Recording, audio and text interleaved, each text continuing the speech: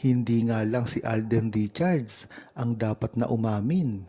Dapat din ay aminin ni Maine Mendoza ang relasyon nila sa publiko nang sa gayon ay malinawan ang buong tao.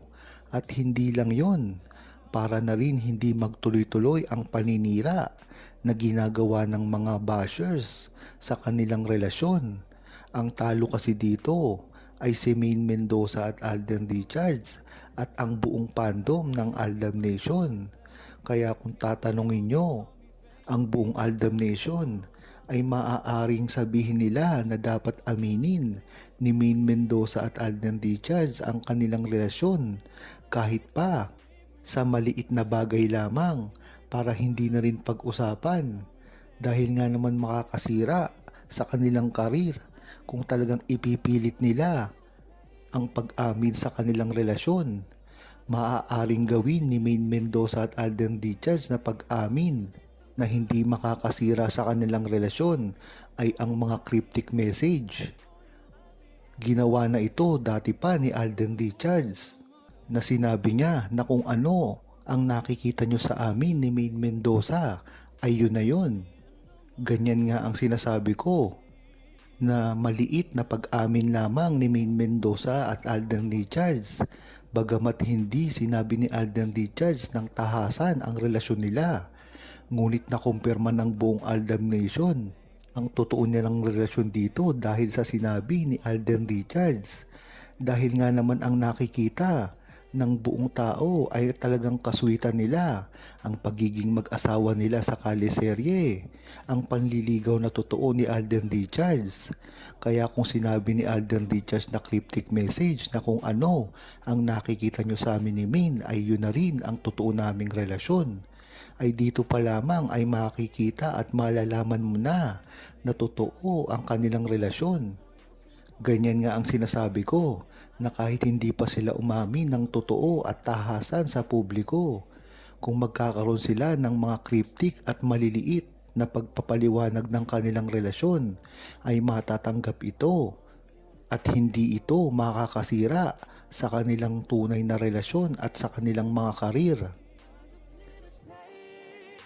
Magandang naghahanda na si Alden Richards at Maine Mendoza sa kung ano man ang mangyayari sa kanila dahil kung dati ay nahihirapan na silang ipagtanggol ang sarili nila dahil sa hindi nila pag-amin, ngunit iba na ngayon ang panahon dahil kung hindi pa sila aamin ngayong taon na to ay talagang maraming magkakaproblema sa kanilang dalawa.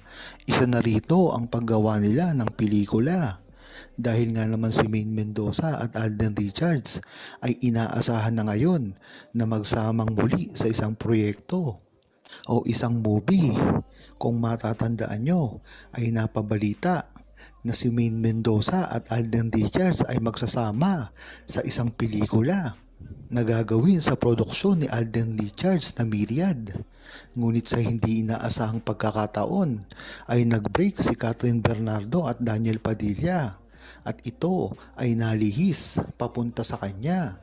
Ngunit nagpapatunay dito ang direktor na si Tobiera na alam naman natin na direktor ito ng TVJ. Ngunit mas gugustuhin pa rin ni Alden Richards na makasama ito dahil na rin sa history ng kanilang movie.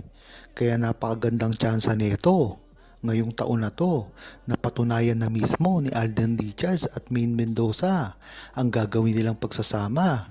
Dahil kung hindi pa ito matuloy ay mahihirapan na sila dito. Dahil sa mga pambabatikos na hinaharap nila ay mape-pressure sila dito ng malakihan. Dahil ang maganda naman dito ay nasimulan na nila ito. At talagang si Alden Richards na mismo ang nagsabi nito na gusto niyang makasama si Maine Mendoza kung hindi lang talaga humarang ang panahon.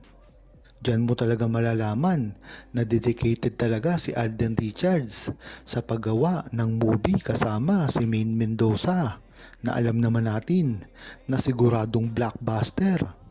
Dahil kung si Catherine Bernardo nga ang kasama niya na wala silang history sa buhay ay talagang napakalaki na rin ang kinita.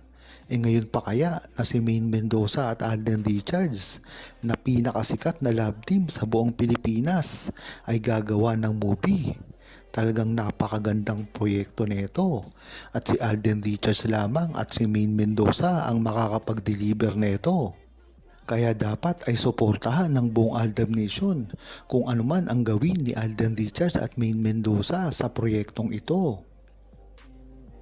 Binigyan na nga ng pahintulot ni Alden Richards ang buong Aldab Nation na mag-demand para isulong ang movie nila ni Maine Mendoza at Alden Richards at nakahanda na ito para sa malakihan na pagtitipon kung sakali man ito ay matutuloy. Marami na rin kasi ang naglabasan na mga poll kung ano ang itatawag sa kanilang movie. Kung pagpapatuloy ba nila ang IAM at magiging Imagine You and Me Part 2 or gagawa sila ng iba't iba namang klase na istorya.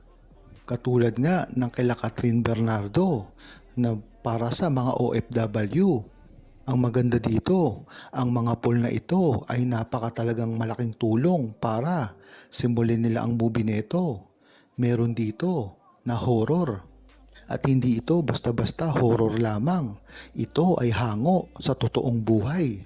At talagang napakaganda kung gagawin. Meron din dito ang action na hango rin sa tunay na buhay. Ngunit napakababa lamang ng boto nito.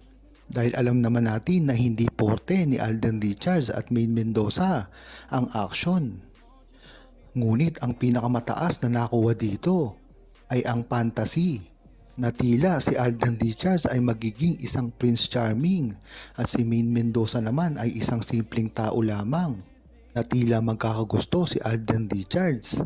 Medyo cliche ang istoryang ito, ngunit ito ang nakakuha ng maraming boto dahil na rin siguro sa panahon ngayon na napakarami ng mga fantasy movie ang naglalabasan na mga Hollywood katulad ng Wicked, mga Snow White at iba-iba pang love story na fantasy na hango sa isang love story. Kaya kung ikaw ang tatanungin, ano ba ang gusto mo na gawin ni Maine Mendoza at Alden Richards na movie? Huwag kalimutang mag-subscribe, comment at i-like ang video na ito. Thanks for watching!